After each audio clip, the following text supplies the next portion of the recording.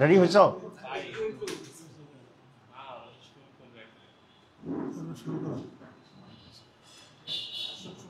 একটু হেল্প করার চেষ্টা করতেছি। ওকে, অর্ধেক পাইবা। বিসমিল্লাহির রহমানির রহিম। নাহমাদুহু ওয়া নুসাল্লি আলা রাসূলিল কারীম। শ্রদ্ধেয় জাতীয় নেতৃবৃন্দ এবং সম্মানিত সাংবাদিক বন্ধুরা, আসসালামু আলাইকুম ওয়া রাহমাতুল্লাহি ওয়া বারাকাতুহু। আজকে সারাদিনেই আপনারা ব্যস্ত আছেন, আমরাও ব্যস্ত আছি। বিভিন্ন বিষয়ে প্রতিক্রিয়া আমরা দিচ্ছি, বৈঠক হচ্ছে। আজকে এইখানে আমরা দুইটা বৈঠক করেছি একটু আগে। একটা হচ্ছে জামাত ইসলামী কেন্দ্রীয় নির্বাহী পরিষদ ঢাকায় অবস্থানরত যারা আছেন তাদের নিয়ে আমরা পড়েছিলাম, এবং এরপরে 5টি দাবিতে আমরা যারা আন্দোলনরত আছি 8টি দল, সে 8টি দলের প্রতিনিধি নিয়েই এখন আমরা আবার মিটিং করলাম। এবং দিনের বেলায়ও বিভিন্নভাবে আমাদের নেতৃবৃন্দ প্রতিক্রিয়া দেখিয়েছে।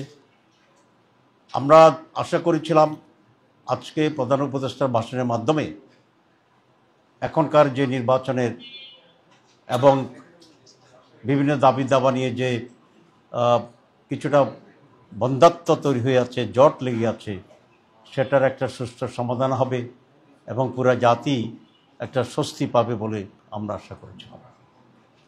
কিন্তু আমার মনে হয় আজকে পুরো ভাষণটি বিশ্লেষণ করলে জাতির স্বস্তি এবং মুক্তির যে প্রত্যাশা করেছিল সেটা পূরণ হয়েছে এটা বলা যায় না। ভাষণে কতিপয় বিষয় আছে যেটি আমরা বিবেচনায় নিতে পারি, আবার কতিপয় বিষয় আছে যেটির কারণে কিছু যে ভালো দিক আছে সেটাও বাস্তবায়নের ক্ষেত্রে প্রশ্নবিদ্ধ হয়ে গিয়েছে। সুতরাং এক কথায় যদি আমরা এটাকে একটি পূর্ণাঙ্গ প্যাকেজ ধরি, তাই সেই প্যাকেজটি খুব ফলপ্রসূ কোনো সুখকর ভবিষ্যৎ দেবে বা স্বস্তি আনবে এটা আমরা মনে করছি না। আপনারা জানেন যে দীর্ঘ সময় ধরে প্রধান উপদেষ্টার প্রতিশ্রুত যে রিফর্মস, সংস্কার করবেন, উনি বিচারকে বিচ্ছিন্ন করবেন, সুষ্ঠু নির্বাচন দেবেন, 3টি ওয়াদার মাঝে একটি ছিল সংস্কার করা, এবং সে নিয়ে বহুদিন বহু মানুষ বহু দল নানাভাবে সময় দিয়েছে, পরিশ্রম করেছে, আপনার গুলো জানেন। এবং আপনার এটা সাক্ষী, আপনারা সবসময় মিটিংগুলোতে ছিলেন।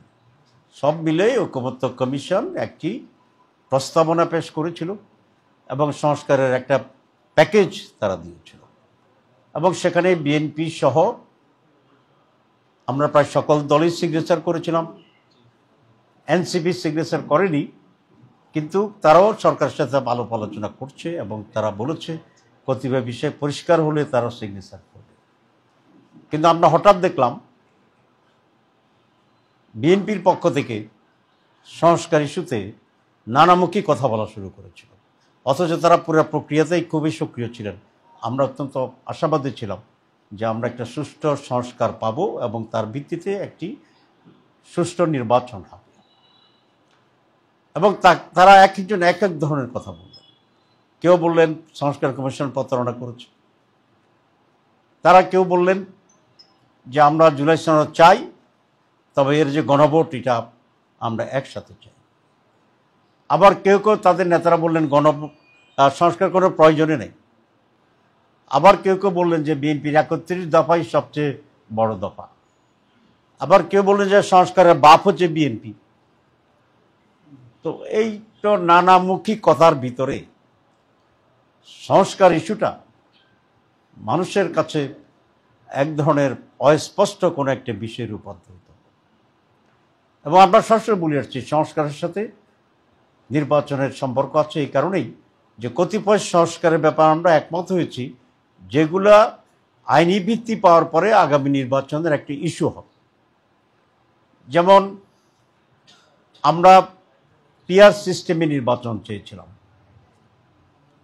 জামাত ইসলামী আন্দোলন সহ কতিপয় দল আমরা দুটো হাউজেই পিআর চেয়েছিলাম, যে আপার হাউজ এবং লোয়ার হাউজ। আমাদের 8 দলের ভিতরে অনেকেই শুধু আপার হাউজে পিআর চেয়েছে, আর পুরো জাতি আপার হাউসে পিআর চেয়েছে, শুধু বিএনপি এটার বিরোধিতা করেছে।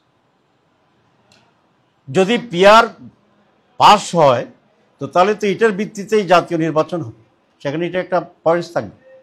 আর যদি এটা পাস না হয় তাহলে এটা মাইনাস করে নির্বাচন হবে।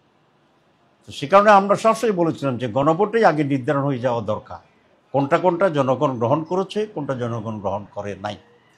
জনগণ যদি কিছুই গ্রহণ না করে তাহলে আগের মতো ইলেকশন হবে, আর জনগণ যদি কিছু কিছু গ্রহণ করে, পুরাটা গ্রহণ করে, তার ভিত্তিতে নির্বাচন হবে। সেই জন্যই গণভোটটা জাতীয় নির্বাচনের আগে স্পষ্ট হইতে হবে যে জনগণ কিসের ভিত্তিতে জাতীয় নির্বাচনে অংশগ্রহণ করছে। এটা এত স্পষ্ট। আজকে প্রধান উপদেষ্টা দুটো ঠুনকো যুক্তি দিয়ে বলেছেন যে না, এটা একটা হচ্ছে কিছুটা সাশ্রয় হবে। হ্যাঁ, সাশ্রয় কিছু হবে, কিন্তু জাতির প্রয়োজনে, রাষ্ট্রের প্রয়োজনেই তো বাজেট খরচ হয়, বাজেট হয়। তো সেই হিসাবে যেটা খরচ হবে এটা উপকারের চেয়ে অত্যন্ত নগণ্য। আর 2, জাতীয় নির্বাচনে যদি একসাথে গণভোট হয়, তাই গণভোটে যেগুলো মানুষ হাঁ করবে সেগুলো বাস্তবায়নের তো জটিলতা তৈরি হবে, যেগুলোর উপর ইলেকশন হয়। আমি এক জায়গায় বলেছিলাম যে কনসেপ্ট করার আগে সন্তানের নাম রাখা এটা কখনোই বুদ্ধিমানের কাজ না। ইন এনি কেস, আমরা আজকে বিশ্বের সাথে দেখলাম যে প্রধান উপদেষ্টা সনদ জারি করেছেন, এটা আমি মনে করি উনি সঠিক করেছেন। এটা আরও আগে করা দরকার ছিল, জমা দেওয়ার সাথে সাথে করলে আরও সময় ক্ষেপণ কম হতো। তারপর উনি করেছেন, সেই জন্য ওনাকে আমরা সনদ জারির জন্য ধন্যবাদ জানাই। কিন্তু সনদের কার্যকারিতার জন্য জাতীয় নির্বাচনের আগে যে গণভোট অপরিহার্য, এখানে উনি আবার বিভ্রান্ত তৈরি করেছেন এই কথা বলে যে গণভোট আর জাতীয় নির্বাচন একসাথে হবে। এটা আমরা নিন্দা জানাচ্ছি এবং আমরা এই আহ্বান জানাই যে এটি উনি প্রত্যাহার করবেন। এবং কেন করবেন, আরও আমাদের অনেক কিছু প্রতিক্রিয়া আছে, আমরা রাতে আবারও করব। আমরা সকলে মিলে কথা বলেছি। আগামীকাল 10:30টায় 8 দলের পক্ষ থেকে বিস্তারিতভাবে সাংবাদিক সম্মেলন করব। 10:30টায়। 10:30 কেন করলাম? আগামীকাল জুমার দিন, তো সেই কারণে আমরা 10:30টায় করেছি। আপনারা মেহরবানি করে সকলেই যথাসময়ে আসবেন। এটা আমাদের আল ফালাহ অফিস যেটা আছে সেখানেই হবে ইনশাল্লাহ, এবং 8 দলীয় নেতৃবৃন্দ উপস্থিত থাকবেন। সেখানেই আরও বিস্তারিত বলবো। আজকে করছি ঢাকার কর্মসূচিটা সাংবাদিক সম্মেলনের মাধ্যমেই এটা পুনঃস্থাপন হবে। আর সারা দেশে যেটা হওয়ার কথা ছিল বিক্ষোভ সমাবেশ একই দাবিতে, সেটা অব্যাহত থাকবে। আপনাদের সবাইকে ধন্যবাদ। সিদ্ধান্ত গ্রহণ করা হবে। ধন্যবাদ। আগের যেভাবে ঘোষণা ছিল 8 দলের পক্ষে সেভাবেই হবে। জি, থ্যাংক ইউ। জি, আসসালামু আলাইকুম। ঠিক আছে, একটু কইয়া থামলাম। কিছু না করলে